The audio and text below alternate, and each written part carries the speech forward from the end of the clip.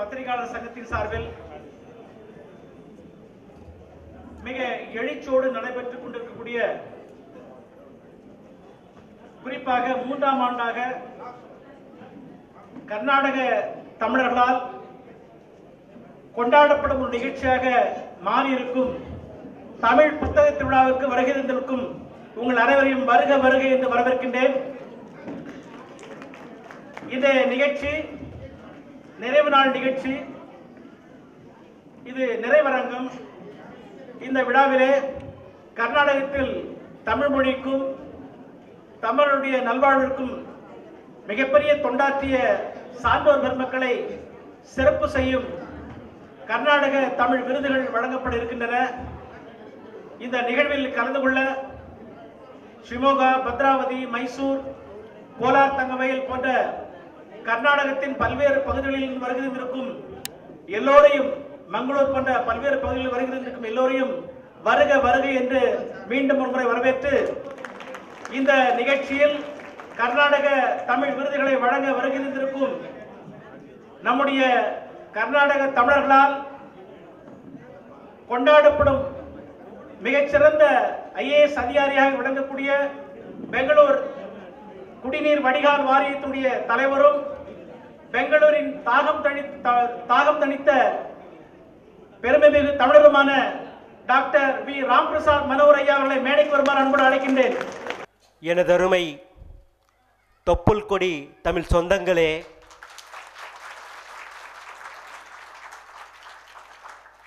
கர்நாடக தமிழ் விருதுகள் வழங்கும் பெருவிழாவில் கலந்து கொண்ட பெருமக்களே, உங்கள் அனைவருக்கும் எனது மனமார்ந்த வணக்கங்கள். இந்த விழாவினை மெய் வருத்தம் பாரார், பசி நோக்கார், கண் துஞ்சார், எவவர் தீமையும் மேற்கொள்ளார், செவ்வி அருமையும் கொள்ளார், அவமதிப்பும் கொள்ளார், கருமமே கண்ணாயினார் தமிழ்நாடு கர்நாடக தமிழ் புத்தக திருவிழாவின் அமைப்பாளர்கள் சங்கத்தின் தலைவரான திரு முத்துமணியன் மற்றும் அவர் குழுவினருக்கு இந்த விழாவின் வெற்றிக்கான வாழ்த்துக்களை தெரிவதில் பெருமையும் மகிழ்ச்சியும் அடைகின்றேன். விழாவினை சீரும் சிறப்புமாக வெற்றிகரமாக நடத்தி முடிப்பது அவ்வளவு எளிதல்ல. இந்த விழாவிலே வெகு தூரங்களிலிருந்து நமது தமிழ் சொந்தங்களை காண வேண்டும் என்று இதயத்தில் கனிந்த அன்போடு இங்கு வந்திருக்கும் பெருமக்களே, உங்களுக்கு கோடி கோடி வணக்கங்கள். உங்கள் தமிழ் உணர்வுக்கு எனது வணக்கங்கள், உங்கள் தமிழ் பாசத்திற்கு எனது வணக்கங்கள். இந்த விழாவை நாங்கள் நடத்தும் போது இந்த விழாவிற்கு என்ன பெயர் இடலாம் என்று யோசித்த போது, ஏற்கனவே கூறியதைப் போல புத்தக கண்காட்சி என்று இட்டால் அது வந்து பார்த்து செல்லும் ஒரு புத்தக சந்தையாகிவிடும். புத்தக விழா என்று பெயரிட்டால் அது வெறும் விழாவாக நின்றுவிடும். அதனால்தான் இதை புத்தக திருவிழா என்று அழைத்தோம். ஏனென்றால் திருவிழா என்றால் திருவிழாவுக்கு வருபவர்கள் ஒரு சந்தைக்கு வருபவர்கள் போல் வருபவர்கள் அல்ல, சொந்தங்களுக்காக வருகின்ற பந்தங்களே திருவிழாவுக்கு வருவார்கள். அதை போல எனது சொந்தங்கள் கர்நாடகத்தில் இருக்கின்ற எல்லா சொந்தங்களும், தமிழ் சொந்தங்கள் இந்த திருவிழாவில் பங்கேற்று கொண்டிருக்கின்றீர்கள். உங்கள் அனைவருக்கும் எனது வணக்கம் கலந்த நன்றியையும் பாராட்டுதலையும் தெரிவித்துக் கொள்கின்றேன். இந்த விழாவிற்கான மைய நோக்கம் என்ன? பொதுவாக ஏதாவது ஒரு விஷயத்தை நாம் பண்ணோன்னா அதுக்கான ஒரு காரணம் இருக்கணும். காரணம் இல்லாமல் காரியம் இல்லை, காரியம் இல்லாமல் காட்சிகள் இல்லை, காட்சிகள் இல்லாமல் வெற்றிகள் இல்லை.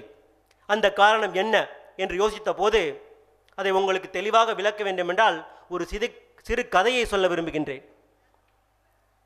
அடர்ந்த மேற்கு தொடர்ச்சி மலை காட்டினிலே ஒரு புலி ஒன்று குட்டியை போடுகின்றது. அந்த குட்டி தன் தாய் வேட்டையாடச் சென்றபோது வழி தெரியாமல் தவறி பக்கத்தில் இருந்த கிராமத்திற்குள் வந்து விடுகின்றது. அங்கே இருக்கின்ற ஒரு ஆதிவாசி மனிதர் அந்த குட்டியை எடுத்து தனது வளர்க்கின்றார். அந்த குட்டியோடு சேர்ந்து தனது பூனை குட்டிகளையும் வளர்க்கின்றார், ஆட்டுக்குட்டிகளையும் வளர்க்கின்றார். ஒரு நாள் தன் குட்டியை தேடிக்கொண்டு தாய்ப்புலி அங்கே வருகின்றது. வரும்போது எல்லா செம்மறி ஆடுகளும் எல்லா பூனைக்குட்டிகளும் இந்த புலிக்குட்டியும் கூட்டத்தோடு கூட்டமாக புலியை பார்த்து கொண்டு பயந்து ஓடுகின்றன. அப்போது ஓடும்போது தாய்ப்புலி பார்க்கின்றது. அங்கே ஓடுகின்ற ஆட்டுக்குட்டிகளுடன் தனது புலிக்குட்டியும் ஓடுகின்றது எண்ணி வருந்துகின்றது. புலி துரத்துகின்றது, ஆடுகள் ஓடுகின்றன, புலிக்குட்டியும் ஓடுகின்றது. தாய்ப்புலி வேகச் சென்று அந்த புலிக்குட்டியின் பிடரியை பிடித்து இழுக்கின்றது. அப்போது கூட தாயை பார்த்து அந்த புலிக்குட்டி பயத்தோடு நோக்குகின்றது. தன்னை அடித்து சாப்பிட்டு விடுமோ இந்த பெரிய புலி என்று நினைத்து கொண்டு வருந்துகின்றது. அப்போது அந்த புலி அந்த புலிக்குட்டியின் பிடரியை இடித்துக்கொண்டு ஒரு தண்ணீர் நிலைக்கு கொண்டு செல்கின்றது. அங்கு சென்று இங்கு பார், இந்த தண்ணீர் தொட்டியை பார் என்று சொல்கின்றது. அப்போதுதான் தெரிகிறது பெரிய புலியின் முகமும் சிறிய புலியின் முகமும் ஒன்றாக இருக்கின்றது. நானும் ஒரு புலிக்குட்டி தான் என்று அந்த புலிக்குட்டிக்கு தெரிகின்றது. இந்த கதைக்கும் இந்த புத்தக திருவிழாக்கும் என்னையா சம்பந்தம் என்று நீங்கள் கேட்கும்போது அதற்கு ஒரு விளக்கம் என்னவென்றால், அயலகத் தமிழர்களாக இங்கு வாழ்ந்து கொண்டிருக்கின்ற நீங்களும் புலிக்குட்டிகளைப் போன்று ஜெயிக்க பிறந்தவர்கள். இந்த புலிக்குட்டிகளை பெருமை சார்ந்த தமிழகத்திற்கு அடையாளம் காட்டும் ஒரு விழாதான் இந்த தமிழ் புத்தக திருவிழா. தமிழை தமிழர்களுக்கு, அயலக தமிழர்களுக்கு பரிச்சயம் செய்ய வேண்டும். அவர்கள் மனதிலே தமிழ் உணர்வை வளர்க்க வேண்டும், தமிழ் மொழியை வளர்க்க வேண்டும், தமிழ் இலக்கியத்தை வளர்க்க வேண்டும், தமிழ் பண்பாட்டை போற்ற வேண்டும். இந்த தலையாய நோக்கம்தான் இந்த தமிழ் புத்தக திருவிழாவின் முதலாவது நோக்கம். தமிழுக்கு இந்த பரிச்சயம் ஏன் வேண்டும் என்று நீங்கள் எல்லாம் கேட்கலாம். அப்படி கேட்கும்போது உங்களுக்கு என்னையா வந்தது, ஏன் இந்த விழாவை நடத்த வேண்டும், உங்களுக்கு என்ன, நாங்கள் எல்லாம் எங்கள் வாழ்க்கையை நாங்களாக வாழ்ந்து கொண்டிருக்கின்றோம், எங்களுக்கு தமிழும் தேவையில்லை, தமிழ் உணர்வும் தேவையில்லை, தமிழ் மொழியும் தேவையில்லை, தமிழ் பண்பாடும் தேவையில்லை என்று சிலர் சொல்லியதை கேட்பதுண்டு. எல்லோரும் அல்ல. அப்படி சொல்பவர்களுக்கு ஒன்றே ஒன்று சொல்லிக்கொள்ள விரும்புகின்றேன். தமிழுக்கு அமுதென்று பேர், அந்த தமிழ் இன்பத் தமிழ் எங்கள் உயிருக்கு நேர். தமிழ் எங்கள் பிறவிக்கு தாய், இன்பத் தமிழ் எங்கள் வளமிக்க உளமுற்ற தீ.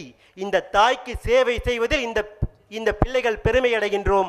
ஈன்ற பொழுதிலும் பெரிதி ஒப்பால் தன் மகனை சான்றோ என கேட்ட தாய் என்று எனது தமிழ் தாய் எங்களை பார்த்து ஆசீர்வதித்துக் கொண்டிருக்கின்றான். அந்த தாய்க்கு பணி செய்ய நீங்கள் எல்லோரும் எங்களுடன் இணைந்திருக்கிறீர்கள். அந்த வகையிலே திரு முத்துமணி ஐயா அவர்கள் குறிப்பிட்டதைப் போல இந்த விழாவின் வெற்றிக்கு தனி ஒருவன் யாரும் காரணம் இல்லை. இந்த தமிழ் சமுதாயம் எல்லோரும் காரணம். எல்லா புகழும் எல்லோருக்கும் செல்லட்டும் என்று எனது வாழ்த்தை வழங்குகின்றேன்.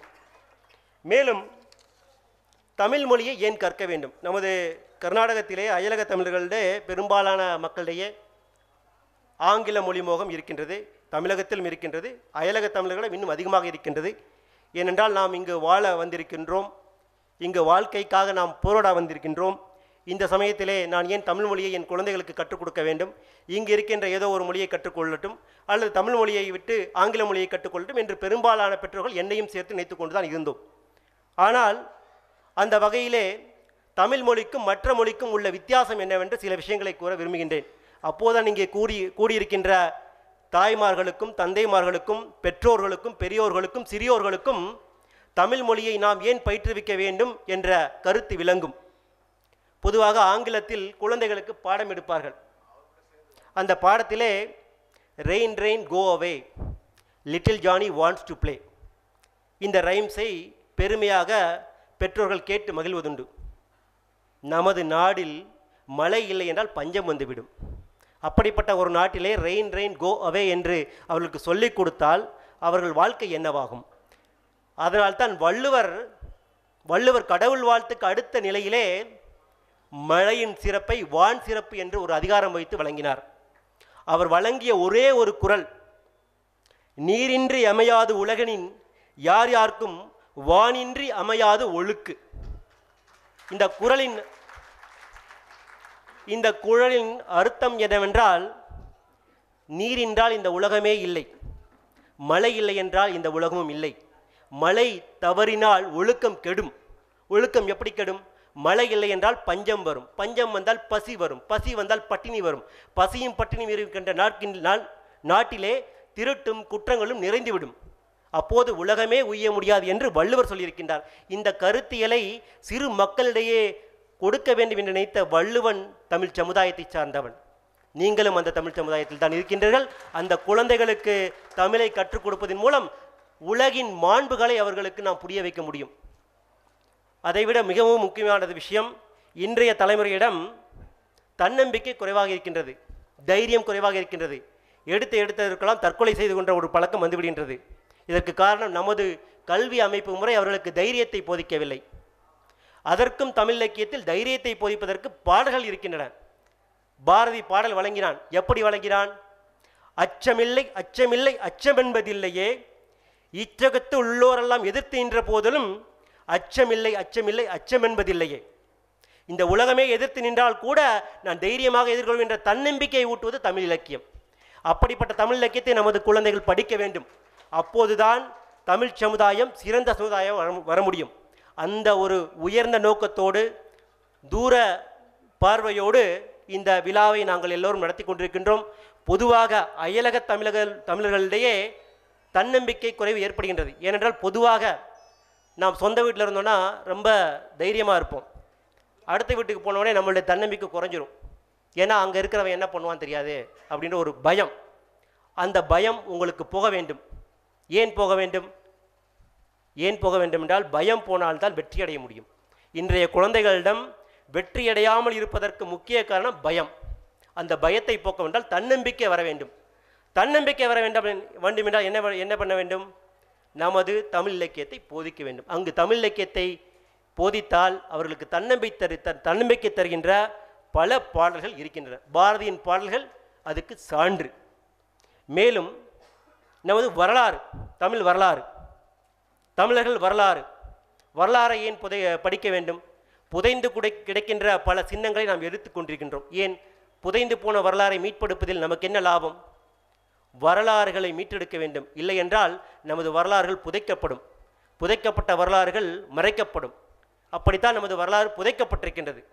தமிழர்கள் இன்று அயலக தமிழர்களாக வெளி மாநிலங்களில் வெளிநாடுகளில் நம்பிக்கையற்று பயத்தோடு வாழுகின்ற ஒரு சூழலில் உங்களுக்கு ஒரு செய்தியை சொல்ல விரும்புகின்றேன். சமீபத்திலே கம்போடியா நாட்டிற்கு நான் ஒரு அரசு பணியாக சென்றிருந்தேன். கம்போடியா நாட்டிலே சென்றபோது அங்கு ஒரு மிகப்பெரிய இந்து கோயிலை நான் பார்த்தேன். அந்த இந்து கோயிலை கட்டியவர்கள் வேறு யாரும் இல்லை, நமது சோழர்கள்தான். அவர்கள் கட்டியது கடலை பார்த்தே பிறர் அஞ்சிய போது கடலிலே கட்டுமரம் செய்து கொண்டு கடாரத்தை வென்று கட்டினான் சோழன் என்று அந்த தமிழ் கோயில் 1000 வருடங்களுக்கு முன்னால் கட்டப்பட்டது. தனி ஊரிலே வாழக்கூட தன்னம்பிக்கையற்று இருக்கின்ற மக்களிடையே கடாரம் சென்று தென்கிழக்கு ஆசியா வரை கடலிலே சென்று தனி ஒருவனாக படைகளை கூட்டிக் கொண்டு சென்று அந்த நாட்டிலே மொழி தெரியாத ஒரு மக்களை வென்று அங்கு சென்று கோயிலை கட்டுவதென்றால் எத்தனை பெரிய தன்னம்பிக்கை இருந்திருக்கும் சோழர்களுக்கு. அப்படிப்பட்ட சோழர்கள் வயிற்றிலே பிறந்த புலிக்குட்டிகள் நாம் பயப்படலாமா? பயப்படக்கூடாது. கண்டிப்பாக நாம் அச்சமில்லை அச்சமில்லை அச்சம் என்பதில்லையே, உச்சி மீது வானிடிந்து வீழுகின்ற போதிலும் அச்சமில்லை அச்சமில்லை என்று தைரியமாக நாம் வாழ வேண்டும். அந்த தைரியத்திற்கு இன்னொரு விஷயத்தை நான் சொல்ல விரும்புகின்றேன். தைரியம் எப்போது வரும்? அருளார்க்கு அவ்வுலகம் இல்லை, பொருளார்க்கு இவ்வுலகம் இல்லை. பொருள் இல்லாவென்றால் தைரியம் இல்லை. பொதுவாக காசு இருக்கும்போது நமது மனதிலே ஒரு சந்தோஷம் தைரியம் இருக்கும். பொதுவாக கோயிலுக்கு செல்லும்போது பையிலே ஒரு 100 ரூபாய் வைத்திருப்பார். 10 ரூபாய் 20 ரூபாய். அர்ச்சகர் காட்டும்போது 20 ரூபாயை போடுவார். கொஞ்சம் தூரம் வந்ததற்கப்புறம் பிச்சைக்காரர்கள் வருவார்கள், அவர் எல்லோருக்கும் 10 ரூபாய் போடுவார். கடைசியாக கிளம்பும்போது ஒருவன் சட்டைப்பை காலியாக இருக்கும். அப்போது நமக்கு கோபம்தான் வரும். இந்த பையில் காசு இல்லை என்றால் கோபம் வரும், பயம் வரும், நம்பிக்கை குறையும். அதனால் காசு சம்பாதிப்பது ஒன்றே குறியல்ல. நல்ல முறையிலே பொருளை ஈட்டுவதற்கு ஏராளமான வழிகள் இருக்கின்றன. அந்த வழிகளிலே அயலக தமிழர்கள் முன்னேற வேண்டும். சமீபத்திலே மலேசியா சென்றபோது மிக பெருமைப்பட்டேன். அங்கு இருக்கின்ற பல தொழிற்சாலைகளின் அதிபர்கள் தமிழர்களாக இருக்கின்றார்கள். அங்கு வியாபாரம் செய்கின்றவர்கள் தமிழர்களாக இருக்கின்றார்கள். சிங்கப்பூரிலே தமிழ் அரசு மொழியாக இருக்கின்றது. இதைவிட என்ன பெருமை வேண்டும்? நமது இங்கு தொழில் முனைவோர்களை கடந்த வருடம் திரு முத்துமணியை அவர்கள் குறிப்பிட்டதைப் போல நாம் மலேசியாவிற்கு 50 சிறு குறு தொழில் முதலீட்டாளர்களை அழைத்துச் சென்று அவர்களுக்கு தொழில் வளர்ச்சிக்கு ஏற்பாடு செய்து கொடுத்திருக்கின்றோம். அந்த வகையிலே நமது அயலக தமிழர்கள் கல்வியிலே வளர வேண்டும், தன்னம்பிக்கையிலே வளர வேண்டும், தொழிலிலே வளர வேண்டும். அப்போதுதான் நாம் தலைநிமிர்ந்து வளர முடியும். பொருளாதாரத்திலும் முன்னிலையில் வைக்க வேண்டும். ஏற்கனவே திரு முத்துமணியா குறிப்பிட்டதைப் போல தமிழ் சமுதாயத்திலே தமிழன் என்ற உணர்வோடு எல்லோரும் இருக்க வேண்டும். அந்த தமிழன் என்ற உணர்வோடு இருந்தால் நமது தமிழர்கள் எல்லோரும் தலைநிமிர்ந்து வாழ முடியும். அந்த வகையிலே தமிழர்கள் எல்லோரும் கூட 7 கோடி முகம் இருந்தாலும் கூட எங்கள் எல்லோருக்கும் பெயர் ஒன்றுதான், அதுதான் தமிழன் என்று. 7 கோடி இதயத்தில் ஒரே துடிப்பு, எங்கள் விழிகளில் எரிவது ஒரே நெருப்பு. உலகினில் ஒளி தர அதை பரப்பு, இந்த இனத்தினில் பிறப்பதே தனி சிறப்பு. தலையாய இனத்திலே பிறந்த நாம் எல்லோரும் கூட தலை நிமிர்ந்து வாழ்வோம், பொருளாதாரத்தில் சிறப்போம், கல்வியில் முன்னேறுவோம். இந்த புத்தக திருவிழா அடுத்த நிலைக்கு இன்னும் எடுத்துச் செல்லப்படும். இதுவரை மொழி, பண்பாட்டு, கலை, இலக்கிய வளர்ச்சியிலே 3வது புத்தக திருவிழா வெற்றி பெற்றிருக்கின்றது. அடுத்த நிலையிலே நாம் கல்வி, பொருளாதாரம், தொழில் வளர்ச்சியிலே முன்னேறுவதற்கான எல்லா முயற்சிகளையும் எடுப்போம் என்பதை இந்த சமயத்திலே கூறிக்கொள்ள விரும்புகின்றேன். எனவே நாம் எல்லோரும் கூட கூடி வாழ்ந்தால் கோடி நன்மை. அந்த ஒற்றுமை உணர்வோடு நாம் எல்லோரும் கூட நெஞ்சுரத்தோடு தைரியமாக அயலக தமிழர்களாக தலைநிமிர்ந்து வாழ்வோம். தலைநிமிர்ந்து நில்லடா, தமிழ்நென்று சொல்லடா, தலைநிமிர்ந்து நில்லடா, தரணியை நீ வெல்லடா என்று கூறி உங்கள் அனைவருக்கும் வாழ்த்தையும் நன்றியும் பாராட்டுதலையும் தெரிவித்து விடைபெறுகின்றேன். நன்றி, வணக்கம். வாழ்க தமிழ், வளர்க தமிழர். நன்றி, வணக்கம்.